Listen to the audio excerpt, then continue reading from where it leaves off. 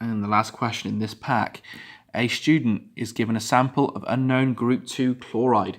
The student dissolves 2.86 grams of the chloride in water, then adds excess silver nitrate. 8.604 grams of solid silver chloride forms. Work out the relative atomic mass and hence the identity of the group 2 metal.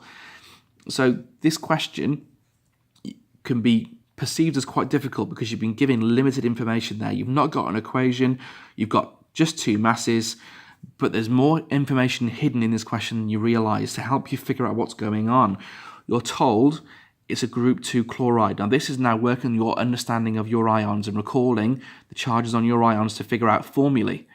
All right, and then from the formula you can figure out an equation which will give you your ratios and will allow you to solve this problem. So let's work out an equation first of all, just using X as our unknown group 2 chloride. So we know that X is a group 2 metal. So chlorides are a 1 minus ion, which therefore with a group 2 metal, we know therefore the group 2 metal is a 2 plus ion. So I'd need 2 chlorides to balance out the charges in that formula. So my unknown group 2 chloride could have the formula of XCl2. I don't know what X is, I don't know what group 2 metal it is yet. I know I'm reacting with silver nitrate. Silver nitrate has got the chemical formula of AgNO3. It's not given to you in the question, you're expected to know that. So silver chloride plus silver nitrate, we're told a solid precipitate of silver chloride forms. We're given the formula AgCl, okay, and therefore we're also going to get XNO3 2. Remember, this is a 2 plus ion. Nitrate ions are 1 minus, so I'm also going to get XNO3 2. So there's my full reaction. We can balance this out. I've got 2 chlorides here, so I'm going to need 2 silver chlorides there, and therefore there's 2 silvers present, so I'm going to need 2 of those.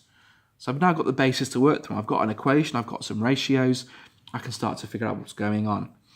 So I've been told I've dissolved 2.86 grams of my unknown chloride, and I'm forming 8.604 grams of this silver chloride precipitate. So what I can therefore do is if I can work out a number of moles here, I can't do anything with this because I don't know what X is, but if I can work out moles here, number of moles of silver chloride, then I've got a ratio now of 2 to 1 to my unknown silver chloride, therefore divide the ratio by the number of moles by 2, we'll give them a moles here. From there I can work out an MR by rearranging the moles mass molar mass formulae, and that will then allow me to solve the problem. So let's go through that. Moles here first of all. So moles of silver chloride is mass 8.604 divided by the molar mass of silver chloride. Okay, so check your periodic table out to find your atomic masses of the 2 elements present, add them together and you'll get 143.4. Okay, so mass over molar mass will give me a number of moles of 0.06. So I've got 0.06 moles of silver chloride. My ratio is 2 to 1.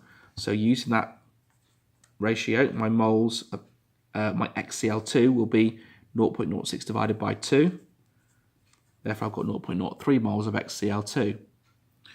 So I want to work out X, I need to figure out what the molar mass of the whole thing is. Now, because I've got the moles and the mass, I can now do that by rearranging my equation. So therefore, the molar mass is equal to the mass of the chemical divided by the number of moles. Okay, it's rearranging moles equals mass over molar mass. Molar mass is mass over moles. So if I put those numbers in, I've got my mass, 2.86 grams. I've got my number of moles, 0.03. That was derived from using the ratio. That then gives me a molar mass of 95.3. So XCl2 has got a molar mass of 95.3 grams per mole. So to work out X, if I now subtract the 2 chlorines, that gives me X.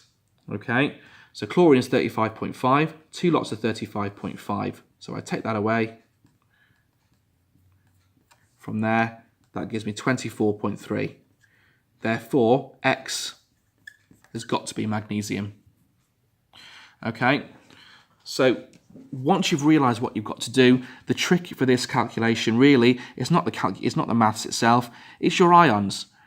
All right, now I've mentioned these in lessons time and time again, the importance of knowing the charges on your ions, and this is a classic example of where that is necessary. If you don't know the charge on your chloride, and the charge on your nitrate, there is no way you can figure out this equation, and therefore there's no way you can calculate the answer. So the importance of knowing your charges, knowing your ions, is highlighted in this calculation.